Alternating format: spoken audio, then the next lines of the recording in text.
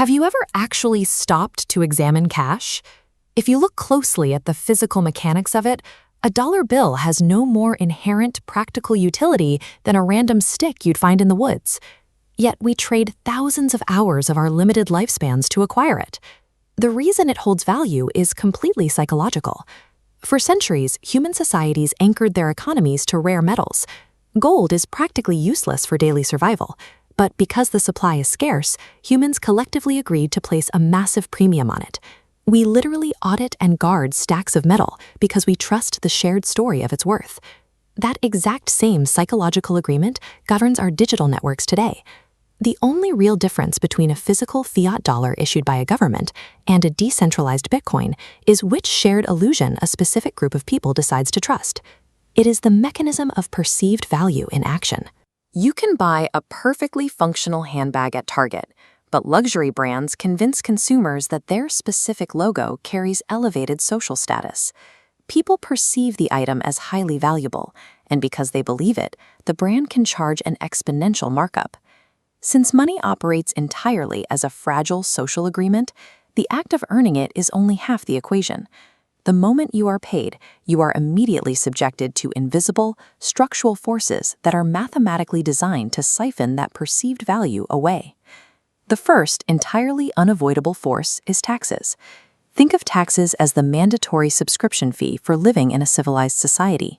You pay the local and federal governments, and in return you get paved highways, public schools, and a military apparatus. This animated breakdown shows how rapidly this friction operates. Before reaching your account, the total is sliced: federal tax, state tax, Medicare, and Social Security.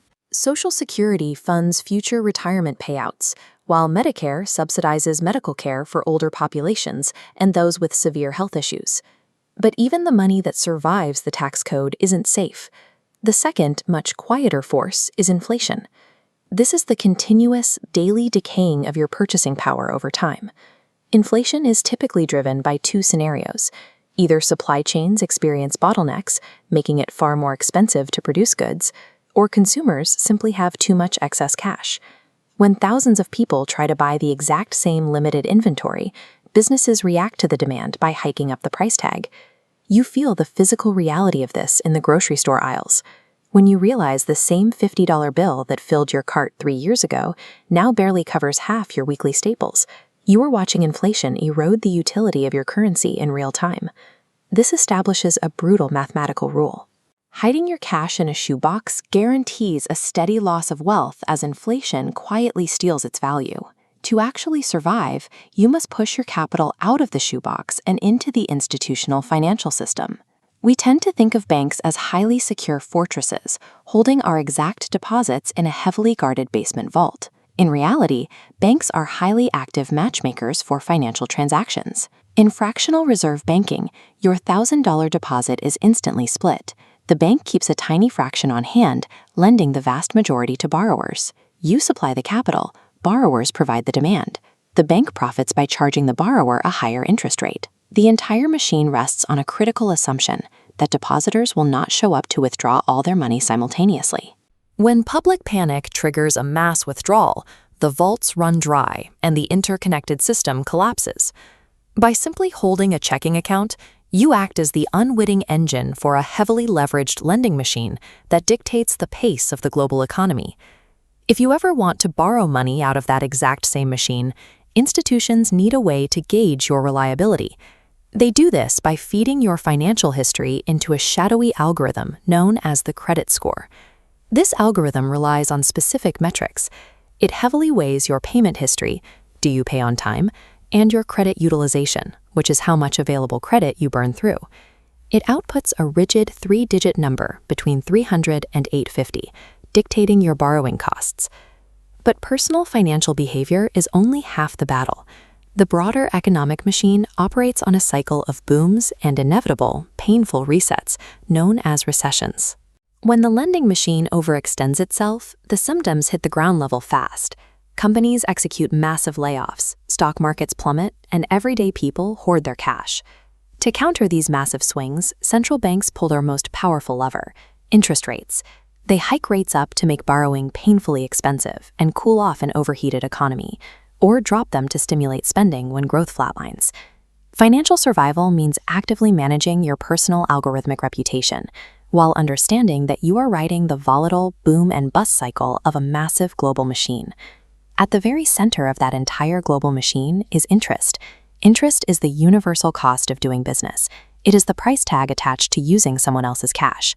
This chart reveals what happens when compound interest works against you.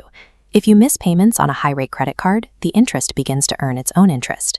It operates like a financial wildfire, turning a small mistake into a massive liability. But if you reverse the position, the math works entirely in your favor. When you apply compound interest to investing, your initial dollars generate new clones of themselves. Your capital becomes an unpaid employee, working silently to multiply your worth. You do this by purchasing ownership slices of companies through stocks, loaning money via bonds, or holding real estate. This is not gambling. Acquiring these assets is the necessary defensive strategy you must execute to outpace the quiet theft of inflation. Interest itself is an emotionless math equation. Financial literacy is simply figuring out how to position yourself so that you are the one collecting the rent rather than paying it. To fully utilize that equation, you need the most powerful asset in the world. It is an asset almost everyone starts with, but no one has an unlimited supply of: time. Time is the silent engine of compounding. In the early years, the mathematical growth of an investment account looks slow and boring, but as the decades accumulate, the math accelerates, driving the portfolio value to multiply exponentially in the final stretch.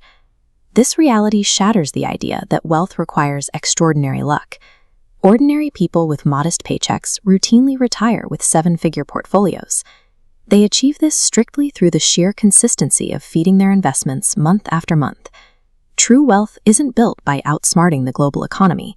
It is built by learning the rules of the middleman, taking the right side of the interest equation, and giving your capital decades of time to do the work.